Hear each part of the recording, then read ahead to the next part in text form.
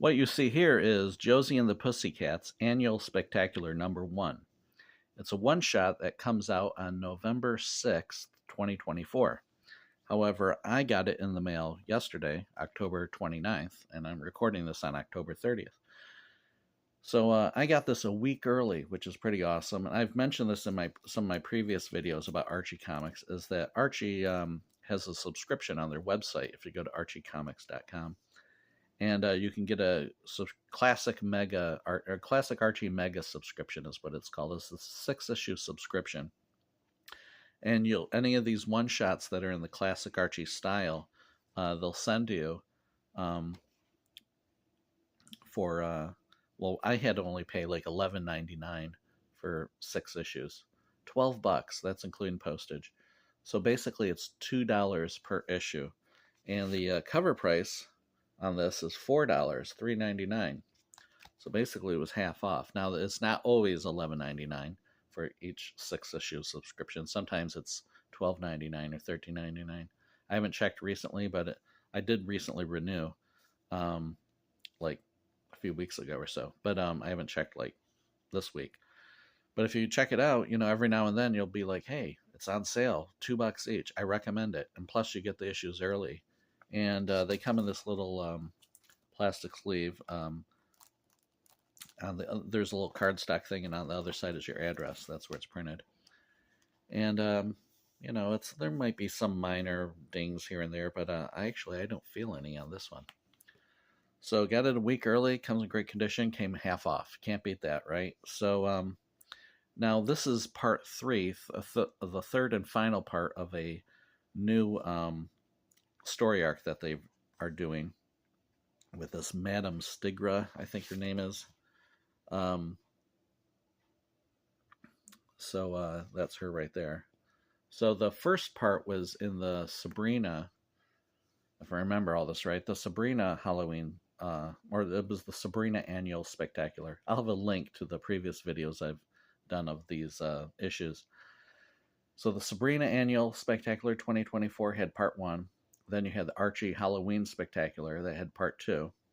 And then this is the third and final part. And each part only has a new 5-page story. So the rest of it, the issue is just reprints. And as always, I'm not going to show the final page. I'll just show the first 3 pages of the new story, and then I'll leave the... I don't want to spoil everything. I do recommend picking up the comic. So I'll leave the last 2 pages unshown on this video. So no need to worry about seeing the last 2 pages of the new story. As previously, the previous 2 installments, the story is written by Ian Flynn and drawn by Stephen and Lily Butler. And Stephen Butler commented on one of my previous videos about this comic. I love the artwork. It looks awesome. It's very detailed looking. And just the page layout of all this looks very attractive. I just kind of wish that Stephen and Lily Butler were doing full issues of stuff like this all the time, because it's beautiful looking stuff. So in this thing, Alexandra, who's like the co-manager or whatever of Josie and the Pussycats, calls Sabrina to warn her that Josie and the Pussycats are being like sort of hypnotized by this Mother Striga is her name, and performing this, being forced to perform this music, which is causing all these monsters to dance around.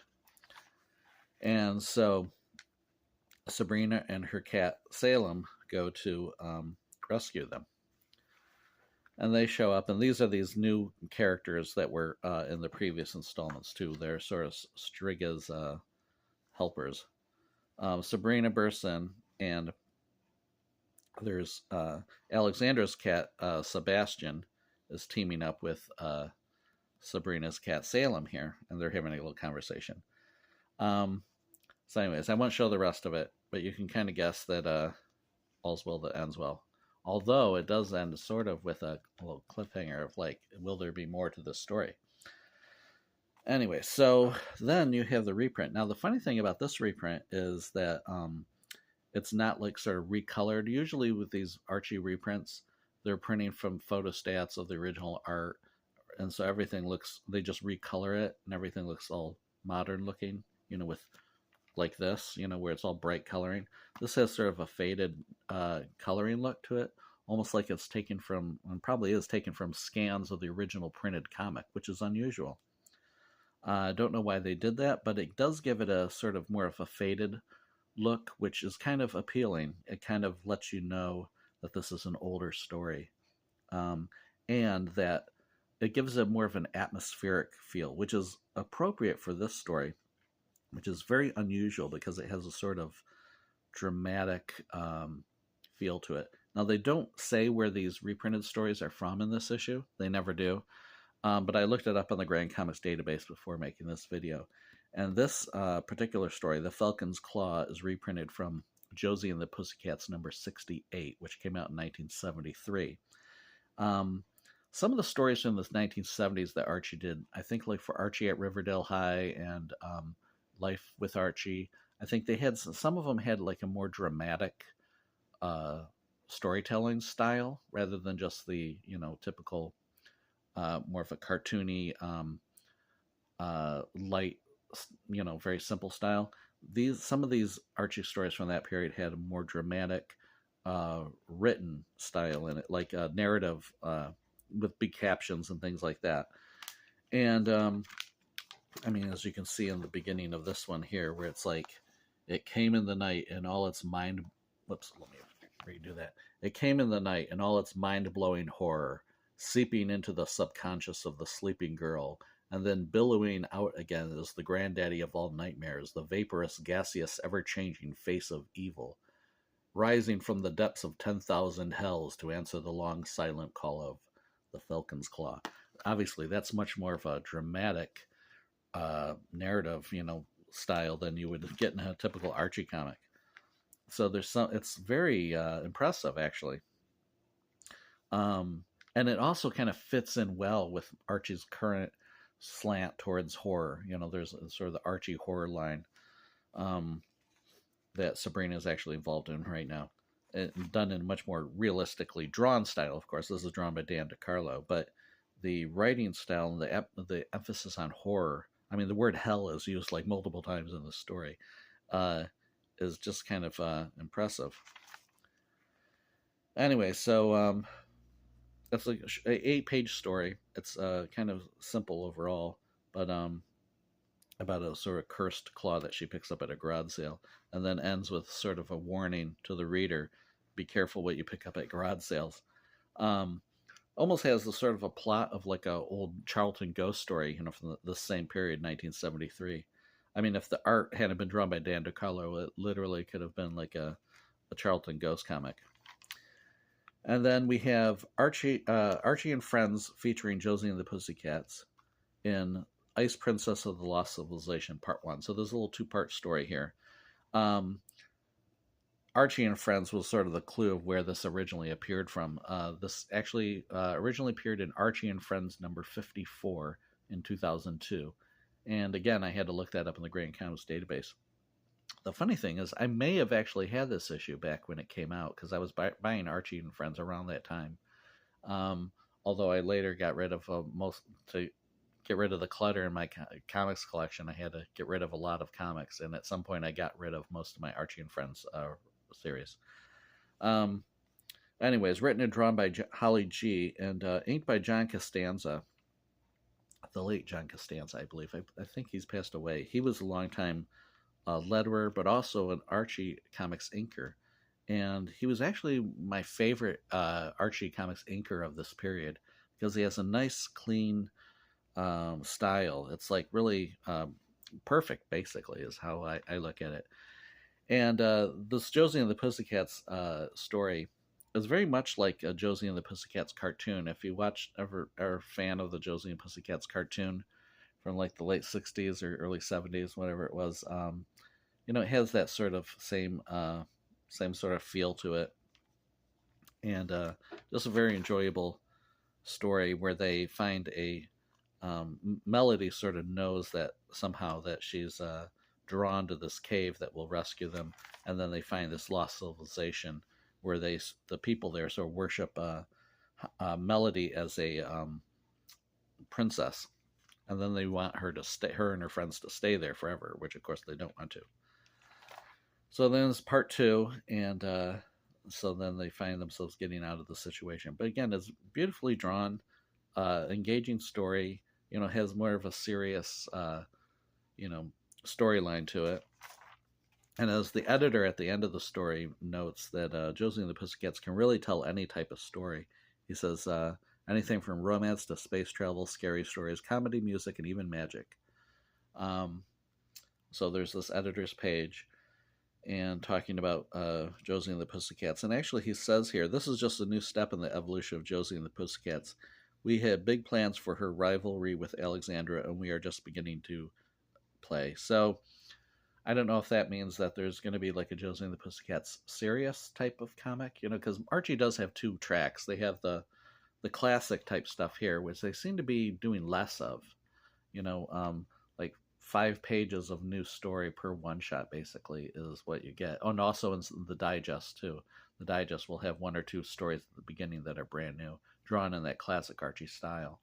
But most of what they do now is like drawn in a more realistic style and aimed at the comic shop market, aimed at people who are into horror and things like that.